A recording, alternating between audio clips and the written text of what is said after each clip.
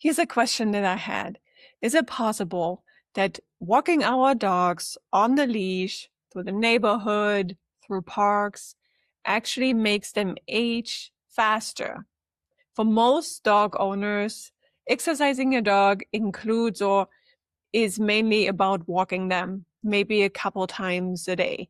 But the category of exercise has become somewhat meaningless because we treat it as all movements is the same, is equal in terms of the health benefits. But is that really true? There's one study that might give us a hint as to what the answer here is.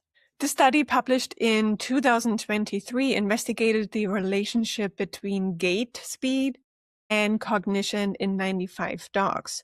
46 of them were adult, mature dogs, and 49 of them were senior dogs. Now, the primary finding was that off-leash gait speed correlates with fractional lifespan and cognitive performance. So the older the dog is, the slower the dog walks off-leash, the lower the cognitive performance is in terms of memory, for example. Now, that might not be too surprising, but what this study also found, and that is not the only study who found that, is that both adult and senior dogs moved faster when off-leash compared to the on-leash walking. And that's what's really interesting. The voluntary pace or speed of dogs off-leash is on average faster compared to our common leash walks. What's making these results just a tiny bit difficult to actually interpret properly is that the off-leash speeds represent food-motivated movement towards a treat. So the dogs were called in order to get the treat. So it makes it a little bit difficult to compare. But for that reason, I tested it with my own dog, with Harvey, who was 7 years old, and basically officially entered the category of senior dogs. Okay, so here's my Sunto watch. I'm gonna have to turn on the walking, running.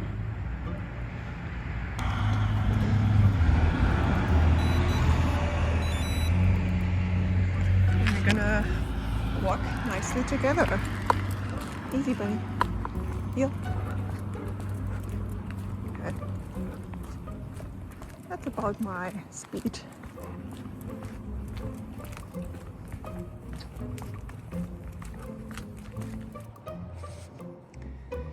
Okay, we are at a park nearby now where I can take him off leash for a moment. So we'll compare the speeds here. Okay, let's go. How much faster is he? I will have to take the max speed because he's gonna stop and sniff and maybe pee, which obviously would lower the average. Oh, Harvey. Very nice. This we do not want. God damn it. Come on, let's go. I have to say it's around noon, lunchtime, which is not necessarily his most active time. If I was to take that video in the morning, it would look very different.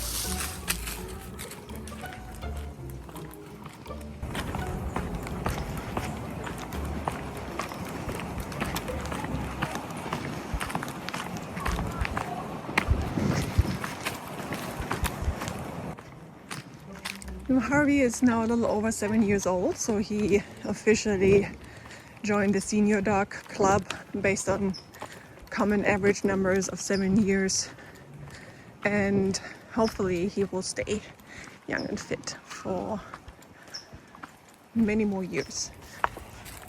Now here are the results from our little experiment. When we were walking on the leash, our max speed was 15 minutes per mile.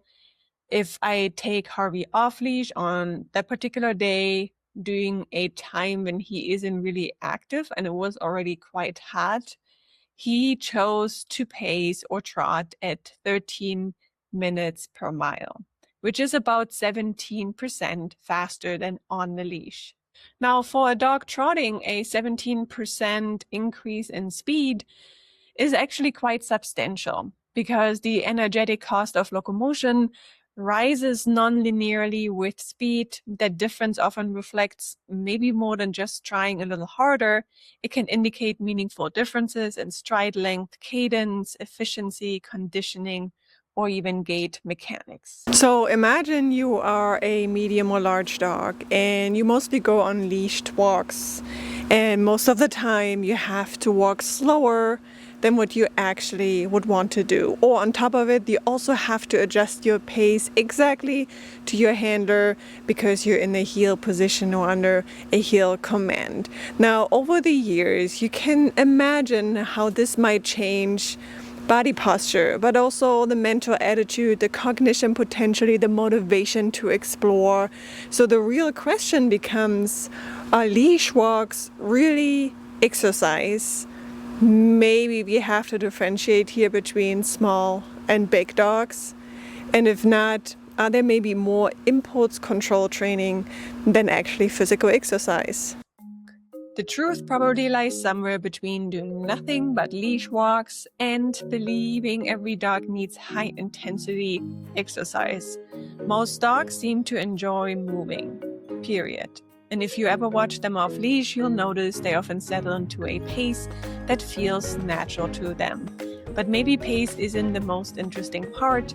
Maybe it's also the diversity of movement.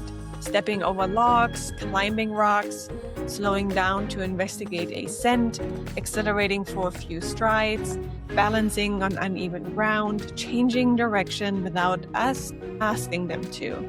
A treadmill can give you the steps for sure, but it can't recreate the constantly changing sensory and physical experiences that come with moving through nature.